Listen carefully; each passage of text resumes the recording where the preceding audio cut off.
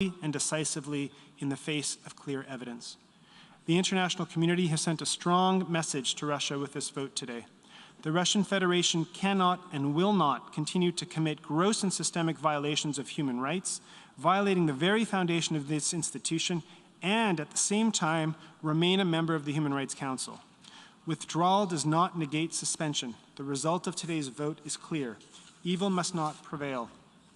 To our colleagues that have supported us in this effort, I thank you. To the Ukrainian people, I say, your courage and bravery are not in vain. Ukraine will prevail. Justice will prevail. Thank you. Je vous remercie. I thank the distinguished representative of Canada. I now give the floor to the distinguished representative of Japan. Mr. President, the 11th Emergency Special Session of the General Assembly has adopted the resolution A/ES-11/L4 by a two-thirds majority of the member states present and voting.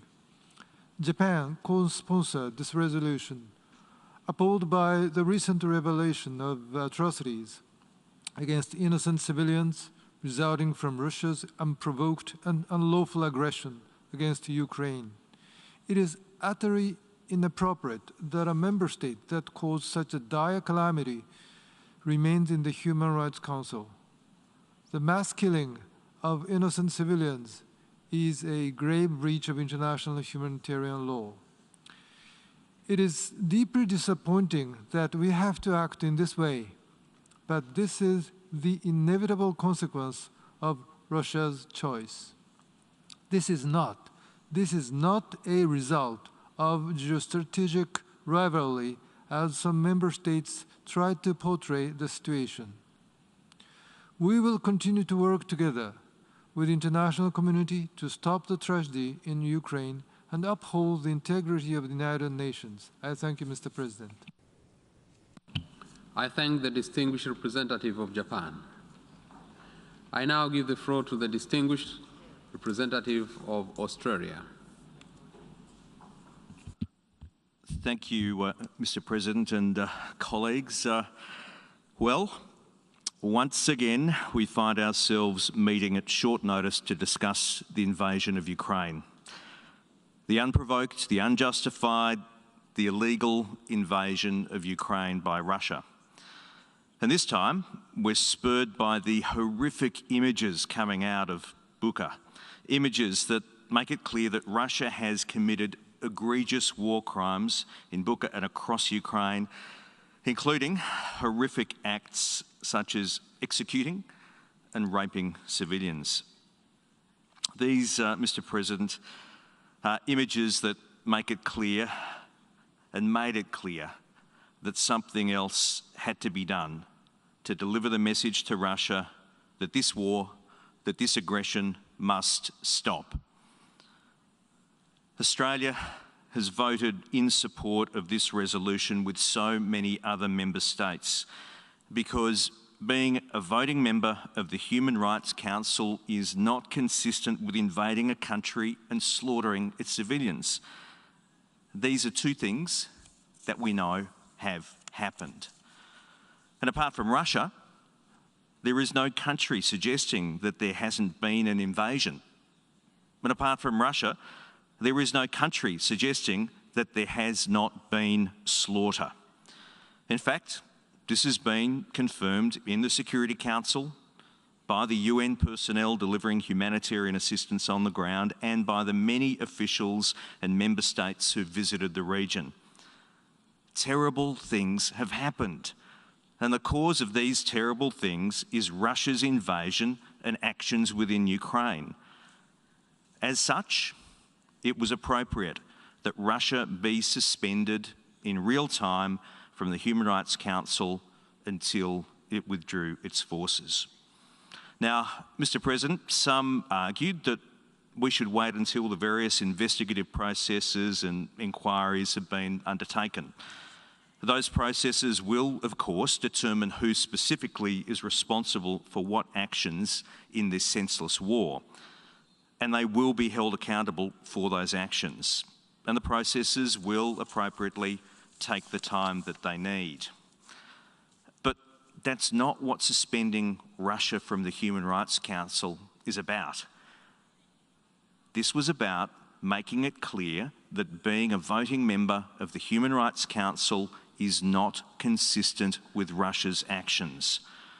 Russia's gross and systematic violations of human rights made a mockery of its membership of the Human Rights Council.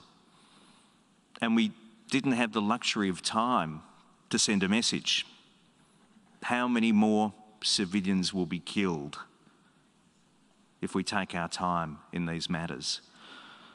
Mr. President, Russia needs to hear this message now and understand that its actions have consequences. If Russia can't behave like a responsible voting member of the Human Rights Council, then it should not be entrusted with that privilege.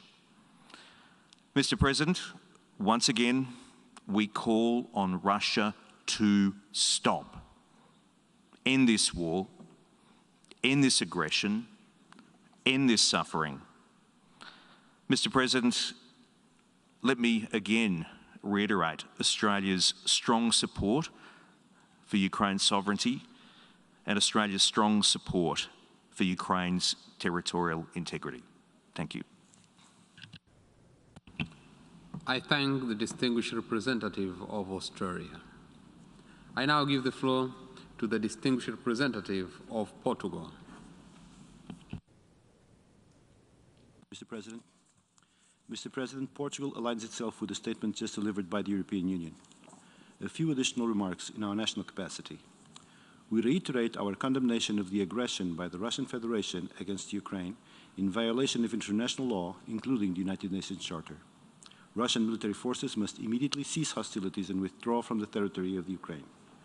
We remain in full solidarity with Ukraine and reaffirm our unwavering support to her sovereignty, territorial integrity, and independence. Mr. President, the indiscriminate attacks on Ukraine's population and civilian infrastructure, including on schools and hospitals, must stop. We therefore call on the Russian Federation to cease any violations under international humanitarian law and international human rights law. The images of civilians killed in the Ukrainian town of Bucha have shocked us all, reminding us of the need of any serious violations of international law to be fully investigated and its perpetrators brought to justice. In this regard, we reaffirm our support to the Independent International Commission on Inquiry on Ukraine established by the Human Rights Council, which must be able to carry out its work to the fullest. Mr. President, membership of the Human Rights Council entails important responsibilities and shall remain open to all member states of the United Nations. Its members must strictly uphold and adhere to the highest standards in the promotion and protection of all human rights for all. Furthermore, General Assembly Resolution 60/251, establishing the Human Rights Council, foresees the suspension of members that commit gross and systematic violations of human rights. Therefore, in light of the events in the context of the aggression against Ukraine, in Bucha and other cities, we welcome and deem fully justified that this Assembly decided today to adopt a resolution, which we co-sponsored, suspending the rights of membership in the Human Rights Council of the Russian Federation. We expect this decision to contribute to prevent and discourage more human rights violations. Mr. President, we conclude like we started by calling for an immediate cessation of the hostilities. As emphasized last Tuesday by the Secretary General, the war in Ukraine must stop now. We need serious negotiations for peace based on the principles of the United Nations Charter. I thank you very much. I thank the distinguished representative of Portugal. I now give the floor to the distinguished representative of New Zealand.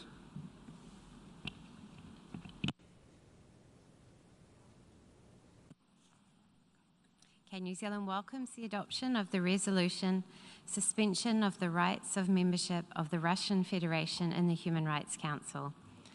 New Zealand co-sponsored the resolution because, in our assessment, the international community simply could not continue to tolerate Russia serving on the body the United Nations has entrusted to promote and protect human rights around the world, the Human Rights Council.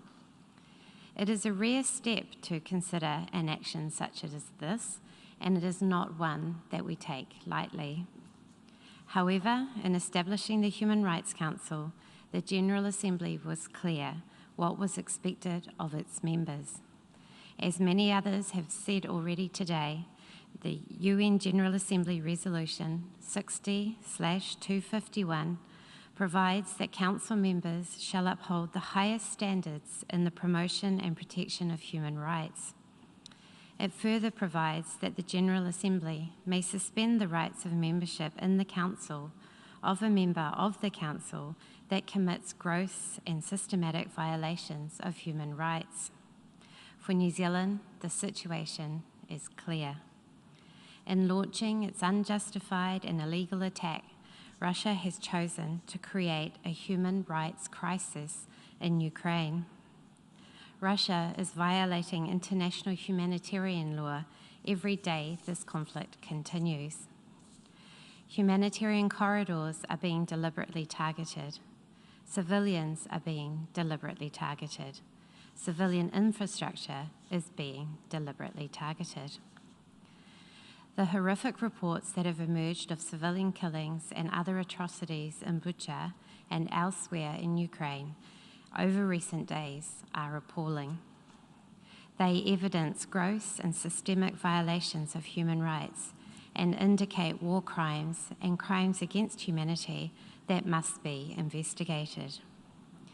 They certainly are not the actions of a country that is upholding the highest standards of human rights.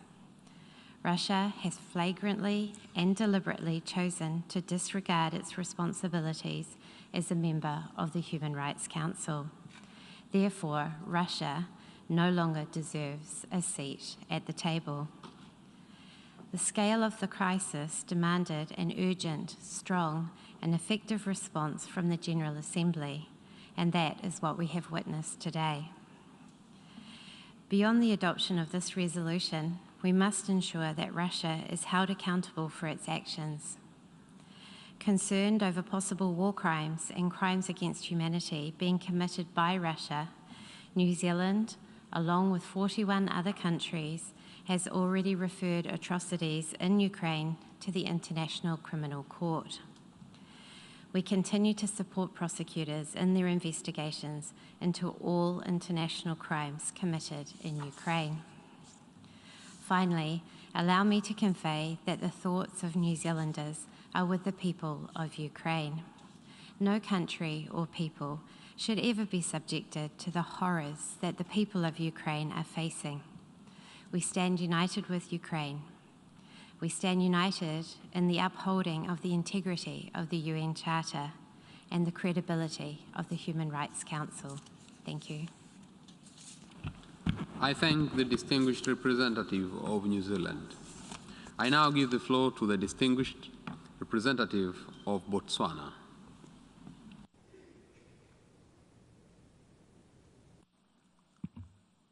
Thank you, Mr. President. I thank you for giving me the floor to also offer my delegation's perspective on the ongoing war in Ukraine, its humanitarian impact, as well as the growing concerns relating to potential human rights violations. Since it began some 43 days ago, the war in Ukraine has undoubtedly been a test for the resilience of the principles and purposes of the UN Charter, international human rights, and humanitarian law. Throughout this period, like many others, Botswana has observed all the unprecedented events with deep concern, especially the shocking undermining of the UN Charter, particularly its Articles 1 and 2, which underscore the need for peaceful settlement of disputes and respect for sovereignty and territorial integrity of states. As a member of the United Nations, Botswana cherishes the ideals and the principles of the UN Charter and its promotion of a rules-based international order, where states, no matter how big or powerful, behave responsibly. This 76-year order has gone a long way in guaranteeing peace and security for many states. Mr. President, we are concerned by the humanitarian toll of this war, which has occurred in the form of internal and external displacement, as well as attacks on civilians and the destruction of civilian infrastructure. In this vein, we wish to condemn all these attacks and all manner of violations of international humanitarian law. While we are appalled by the humanitarian catastrophe, we are also heartened by the generosity and the kindness of the neighboring and other states that have welcomed millions of refugees fleeing Ukraine. Humanitarian activities of the UN system on the ground also deserve to be lauded. Mr. President, my delegation is similarly dismayed by the horrifying images of civilians killed in Bucha. We therefore join calls for an independent investigation that will result in full accountability on the part of those responsible. In that regard, we welcome the active involvement of the Human Rights Council in monitoring the human rights situation pertaining to the war in Ukraine and establishing an independent international commission of inquiry to investigate all alleged violations and abuse of human rights and violations of international humanitarian law and related crimes. Botswana supports the Commission of Inquiry and the Council's advisory role, as well as the work of the United Nations High Commissioner for Human Rights and the Human Rights Monitoring Mission in Ukraine. We are confident that there will be an objective appraisal of the situation of human rights emanating from the war in Ukraine, and that the Human Rights Council will act and advise the General Assembly accordingly in a way that will protect the integrity of the United Nations system. Mr. President, in conclusion, my delegation remains hopeful that our actions as the United Nations family will be directed towards encouraging ongoing dialogue, and that a peaceful resolution will be reached at the earliest possible time in order to prevent further loss of lives, continuous humanitarian disaster, and to avoid heightened threats to international peace and security, food security, and harm to the global economy. I thank you, Mr. President. I thank the distinguished representative of Botswana. I now give the floor to the distinguished representative of Romania. Mr. President, Romania fully aligns itself with the European Union statement and wishes to further raise the following points. We are now at the end of the 6th week of the unjustified and unprovoked military aggression of the Russian Federation against Ukraine. Since the launching of the aggression on 24th February, reports on the systematic violation of human rights have been piling up. We have seen day after day more tragic loss of life, immense human suffering, and witnessed relentless destruction of cities, towns, and villages of Ukraine, the shelling of hospitals, maternities, schools, apartment buildings, and shelters. These amount to systematic, severe, and blatant violations of the international law, the international humanitarian law, and of the international commitments undertaken by the Russian Federation.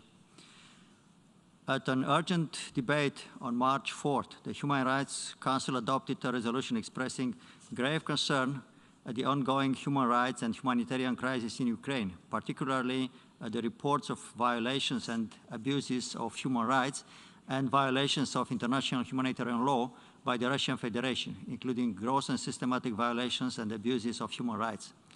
Ever since, UN and international leaders have condemned Russia's action in the strongest terms.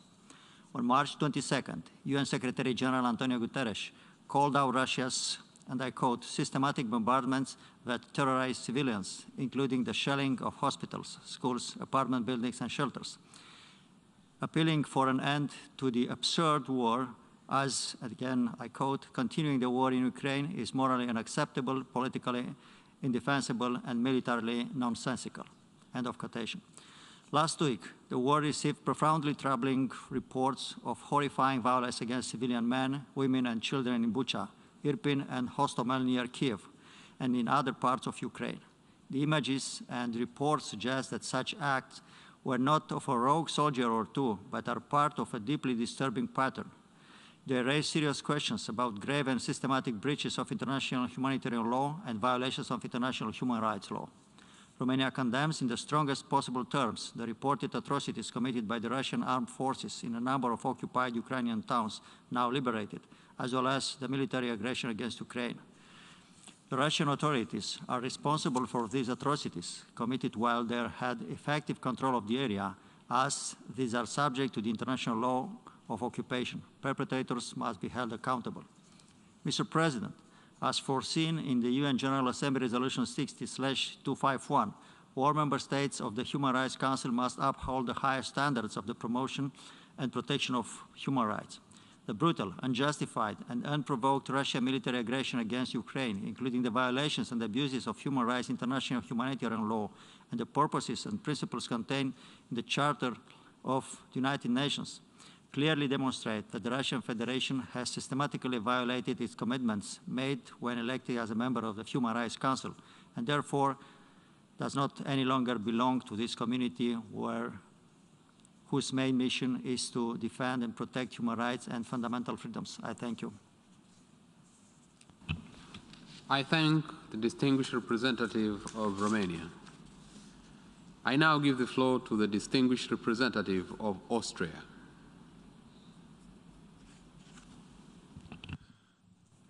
Thank you, Mr. President. Austria aligns itself with the statement of the European Union. For the third time since February 24, the General Assembly gathers in this hall on the war in Ukraine. The third time since the Russian Federation's unprovoked and unjustified military aggression against Ukraine began. We gather here again because after 6 weeks, even after the most urgent calls by the international community, the violations of the United Nations Charter committed by the Russian Federation continue. As many friends and colleagues have stated, almost daily we receive the most horrifying reports and images from Ukraine.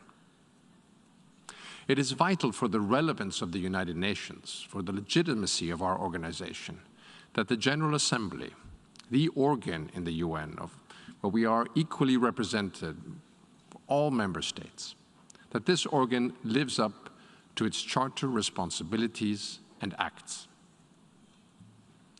Colleagues, for Austria, the UN is the paramount global forum for dialogue, where we address challenges and crises and opportunities in discussion with like-minded delegations and also with those that have different positions, values, and opinions. That's good. And this also holds true for the Human Rights Council. At the same time, however, we are convinced that we must collectively take a firm and principled stand in reaction to blatant violations of international law, violations of the UN Charter. UN General Assembly Resolution 60/251, that established the Human Rights Council, stipulated that its members are expected to uphold the highest standards in the promotion and protection of human rights. And it says, in a case a member commits gross and systematic violations of human rights, that the suspension of rights of membership in the Council is possible. And in fact, we've done that in the past. What we have seen in Ukraine since the first days of the aggression by the Russian Federation by far exceeds this threshold. The harrowing pictures from Bucha and other Ukrainian cities require a clear reaction. The General Assembly cannot ignore this. We must act decisively in accordance with our own resolutions. Confronted with wartime images and reports that we thought belonged to a past we sought to overcome, we must act and suspend the Human Rights Council membership of Russia. And this is why Austria voted yes on the resolution presented earlier today.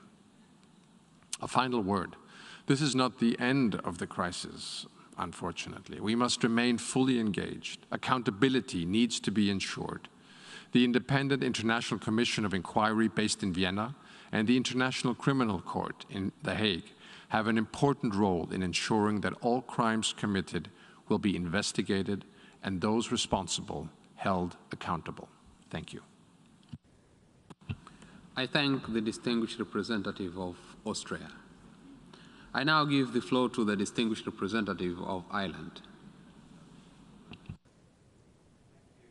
Mr. President, Ireland fully aligns with the statement delivered by the European Union.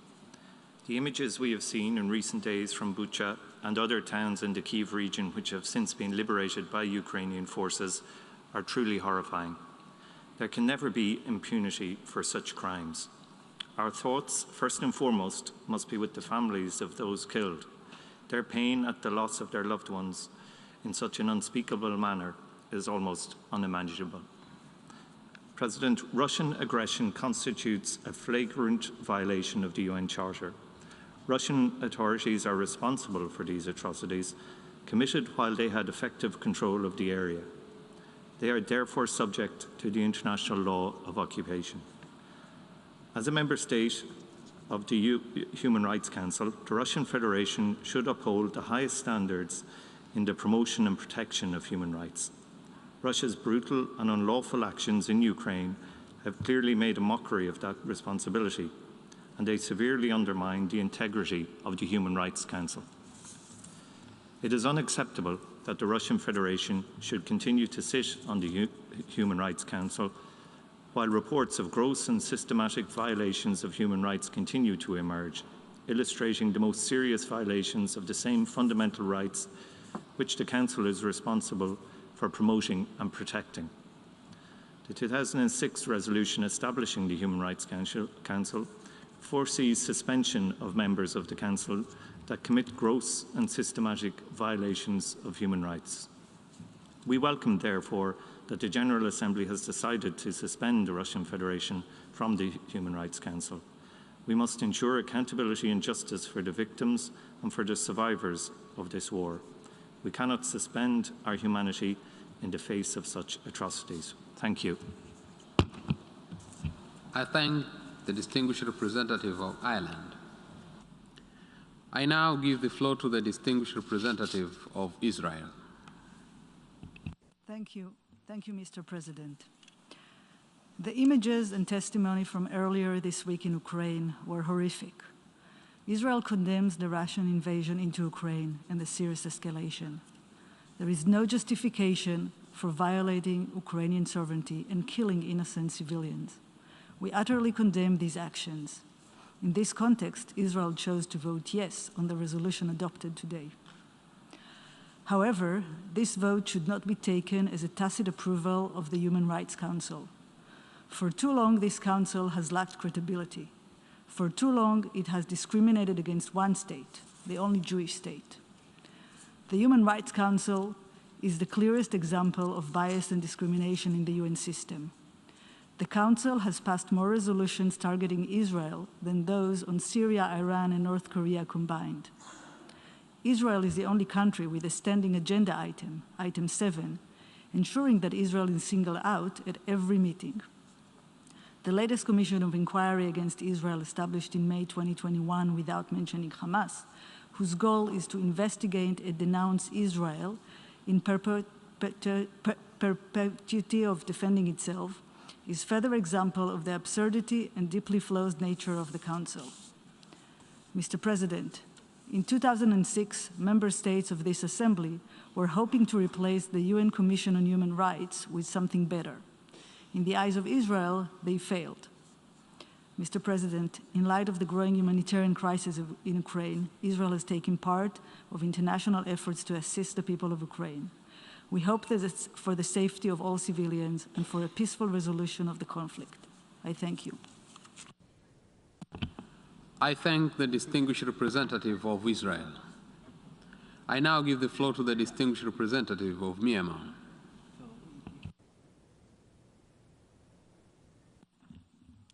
Thank you, Mr. President. Mr. President, I thank you for convening this meeting. Myanmar co-sponsored the draft resolution L4 just adopted at this August body. In this regard, I wish to make the following points. Today, the United Nations is in crisis. The very purpose of maintaining international peace and security as well as the basic principle of territorial integrity of a member state, is being violated. Over a few weeks, we have been seeing unbearable human sufferings in Ukraine, resulting from the devastating attacks against the cities and towns across the country, including civilian facilities and children's hospitals. Thousands had been killed. Millions of people had been displaced. Civilian infrastructures has been damaged and destroyed. A great humanitarian crisis is ongoing before the world's eyes. All of this can be stopped only by the end of the war itself. Myanmar echoes the General Assembly's repeated call for the immediate cessation of aggressions and unprovoked attacks against Ukraine. The most recent images and videos coming from Bucha and other places in Ukraine are shocking and horrific. It is clear that atrocities has been committed against the Ukrainian civilians. I express our deep sympathy for those who lost their loved ones in the serious crimes in Ukraine. These appalling killings of civilians must be independently investigated. All evidence must be preserved. Perpetrators must be held accountable and brought to justice. We stand firm and in solidarity with the people of Ukraine. Mr. President, the images of Bucha are particularly relatable to the people of Myanmar, who have been experiencing atrocious massacre after massacre and atrocities committed by the illegal military junta against its own people. Here, I wish to recall, among others, massacre in Kenny Township in July 2021, Christmas Eve massacre in Moso Pruso Township in December 2021, arbitrary arrests and extrajudicial killing in Matupi Township in January 2022, airstrikes and shelling against villages and civilians, arson attacks and destruction of private property. UN investigators and other experts have also concluded that these crimes can be amounted to war crimes and crimes against humanity. The military junta's brutal attacks against Myanmar people still continue and abated. Attacking on civilians, including hospitals, children's facilities, and children is not acceptable to us. I am sure it is not acceptable to everyone. Allow me to share with you the horrific, inhumane act against innocent children by the terrorist military in Myanmar recently. It is learned that on 5th April 2022, the military troops forcibly entered into a preschool in Along Township in Yangon region, Myanmar. They made all children and teachers to kneel down by aiming guns towards them and asked for a 4-year-old boy called Bong Tan Nguyen, whose parents are in the wanted list of the military for engaging democracy movement and anti-military movement and supporting People's Defense Forces. The boy was crying and shaking with fear when the soldiers took him for using him a hostage. This incident happened in front of very young children. This act of brutality should not be acceptable to everyone. An immediate and decisive action of the international community is needed in a timely manner. Mr. President, we know from our own experience that perpetrators do not stop when they know they will face no accountability. They are just emboldened and move to different victims. Recent history tells us that justice takes time. In some cases, justice is delayed or even stopped. As a result, the world is on the verge of normalizing targeted killings of civilians as a mere inevitability of an end conflict. The result will be a dangerous age of impunity for everyone. That would not be confined only to the Ukrainian people. It could happen to anyone, anywhere. We must not let that happen. People responsible for atrocity crimes, regardless of who they are, must be held accountable through available justice mechanisms, including International Criminal Code. We urge member states to support efforts to that end. We, the people, can rely only on strict adhering to the rule of law, international laws, international conventions, when we are facing horrific situations under which authoritarians who abuse the power and weapons. Therefore, I wish to recall what the UN Charter begins with.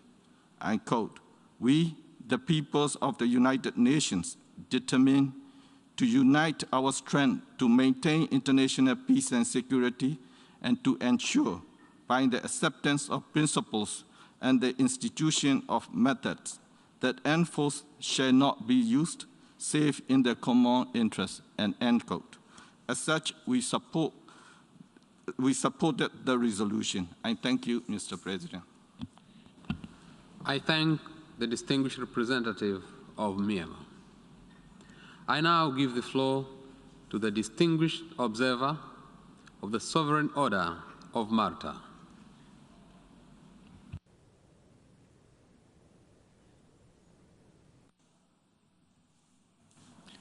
Mr. President, distinguished colleagues, the Sovereign Order of Malta renews its call for the peaceful resolution of the current conflict in Ukraine and calls on the international community to continue its efforts in seeking means and methodologies to cease hostilities and to protect the civilian population.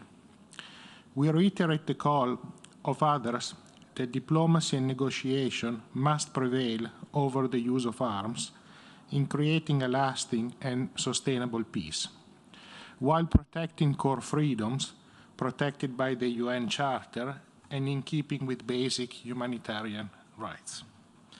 While we only speak for ourselves as an international humanitarian entity, we share the concerns and the anxieties of other international aid agencies, NGOs, and UN-sponsored organizations that the continuation of hostilities continues to exacerbate a major humanitarian crisis and is impacting the lives, the welfare, and the right to peace and security of the entire 40 million population of Ukraine.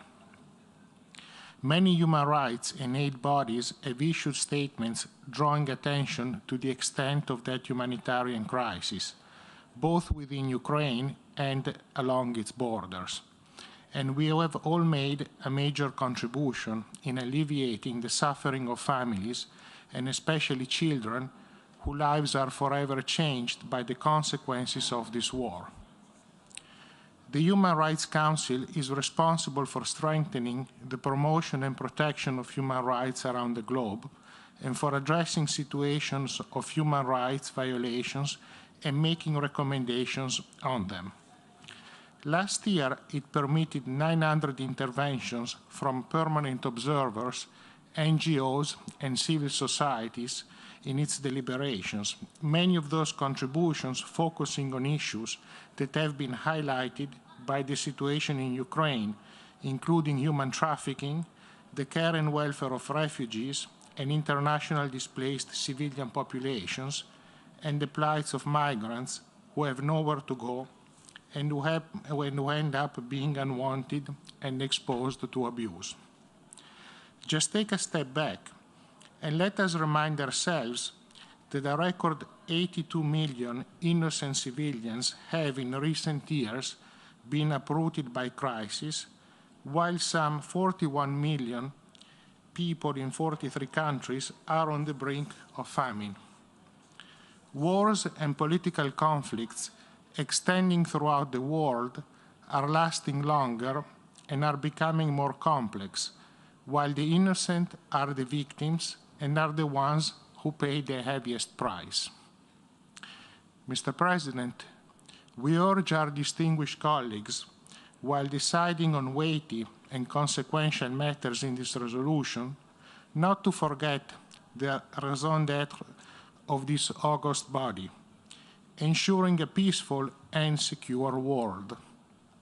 Yes, let us hear each other's voices, but at the same time, let not our voices drown out the call for peace and security, heard in the anguished tones and cries of ordinary people, homeless, injured, and suffering, desperate to return to ordinary lives within the secure sovereignty of their own borders. Thank you for your attention. I thank the distinguished observer of the Sovereign Order of Malta. I now give the floor to the distinguished observer of the International Institute for Democracy and Electoral Assistance. Thank you, Mr. President. Excellencies, we all know that since the start of its war of aggression against Ukraine, the Russian Federation has systematically targeted civilian sites like hospitals, schools, shelters, and residential areas. In the last days, several independent sources have confirmed the occurrence of unspeakable atrocities committed by the Russian Federation in the areas of Ukrainian territory under its control. These atrocities include acts of rape, torture, murder, summary executions, and deliberate use of cruelty against civilian victims. What has been discovered in Bucha may be hardly the worst of what has happened and is still happening in areas that remain under Russia's control. Such actions are gross violations of international humanitarian law and human rights abuses for which perpetrators should be held accountable. Moreover, the horrific nature of these crimes fully justifies the request of suspension of the rights of membership in the Human Rights Council of the Russian Federation. What is at stake in Ukraine is the basic principles that make possible peaceful coexistence in the world. That includes the full range of human rights that nearly every country in this chamber has committed itself to protect, as well as the principles of democracy, which are the best guarantee of global peace and which international idea upholds as universal aspirations. Let's say this very clearly. In the unwavering refusal by the government and the people of Ukraine to succumb to the aggression waged by the Russian Federation, we are seeing their determination to preserve their sovereignty and self-determination, but also their decision to defend their democracy against the onslaughts of an authoritarian system that offers them no more than a return to a dark past. This is the struggle that is playing out before all of us. It is not a battle to protect Western values, but basic principles of civilization that mark a pinnacle of the human adventure. We shall never fail to notice that the voices that say that human rights and liberal democracy are no more than Western concepts are always those of highly repressive governments, like the authoritarian regime that in Russia does not even allow its own citizens to use the term war to describe what it has unleashed in Ukraine. We never hear dissidents or prisoners of conscience or harassed journalists who are as part of the same culture as the governments that persecutes them, resorting to the same brand of cheap relativism. The truth is that the values that people are getting shelled on for in Ukrainian cities today are like those that moved the people in Myanmar to resist military rule. They are also the values that impel millions of citizens across Africa and Latin America to stand in line for hours to cast their votes. And these are ultimately the same principles that sustain democratic systems everywhere. They are the beliefs that human beings are endowed with the sacred right to elect authorities in free and fair elections, to speak up and dissent, to share information with others, and organize in civic groups free from coercion, among many others. Those values are universal because they protect the dignity of human beings and their ability to choose the life they deem valuable better than any other political arrangement. This is why it's important to defend human rights and democracy at this critical hour. Ukraine is fighting for all of us a battle for human dignity and for the values that underpin the United Nations, embodied in its charter and in the Universal Declaration of Human Rights. Excellencies, the war of aggression waged by Russia against Ukraine will certainly not stop as a result of the suspension of Russia's membership in the Human Rights Council. But the continued presence of the Russian Federation in the Human Rights Council, despite what has happened, would ultimately deliver a fatal blow to the already weakened credibility of this body. Let it be known that international idea supports the suspension of Russia from the Human Rights Council, but that it also supports a thorough revision of the criteria for states to be represented there. Allowing Russia and other authoritarian governments to use the Council to whitewash their dismal performance on human rights is a betrayal of the principles of the United Nations and of the memory of the victims of Bucha. Many of these victims will have no other grave but our memory. Let's make sure none of us forgets. I thank you. I thank the distinguished observer of the International Institute for Democracy and Electoral Assistance. I now give the floor to the distinguished representative of the United States. Thank you, Mr. President. This is an important and historic moment. Countries from around the globe have voted to suspend Russia from the UN Human Rights Council for its gross and systematic violations of human rights. We have collectively sent a strong message that the suffering of victims and survivors will not be ignored. Despite Russia's attempt to spread disinformation, we all saw the gruesome images from Bucha, Demirka, Irpin, and other recently liberated Ukrainian cities. Lifeless bodies lying in the streets, some apparently summarily executed, their hands tied behind their backs. Mass graves, burnt bodies, executions. We've seen credible reports of landmines and booby traps left behind by Putin's forces to injure even more civilians after Russia failed in its objectives and withdrew.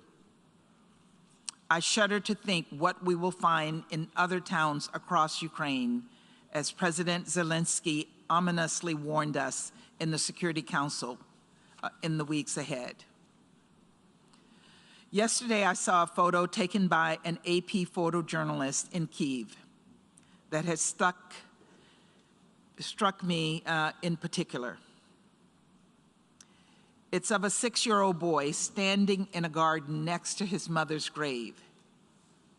It struck me that because one day Ukraine's infrastructure will be rebuilt and the rubble will be cleared, but there will be no way to rebuild the lives that Russia has destroyed. We cannot bring back those who have perished. Ukrainian mothers, fathers, sons, daughters. When I was in Moldova and Romania just a few days ago, I personally met with women and children who shared heartbreaking stories of Russia's violence. They spoke about losing relatives and loved ones, of fleeing the only home they had ever known. Despite everything that they had been through, they were determined to carry on and to return home to a peaceful Ukraine. We must continue to show similar determination to stop their suffering, to hold Russia accountable, to end this war. After all, this is not only about accountability for Russia. It's about standing with the people of Ukraine, and it's about the credibility of the UN. Right now, the world is looking to us. They are asking if the United Nations is prepared to meet this moment. They're wondering if we are a platform for propaganda and a safe haven for human rights abusers, or if we are prepared to live up to our highest ideals enshrined in the UN Charter. Today, the international community took one collective step in the right direction. We ensured a persistent and egregious human rights violator will not be allowed to occupy a position of leadership on human rights at the UN. Let us continue to hold Russia accountable for this unprovoked, unjust, unconscionable war, and to do everything in our power to stand with the people of Ukraine. Thank you, Mr. President. I thank the distinguished representative of United States. We have heard the last speaker for this item.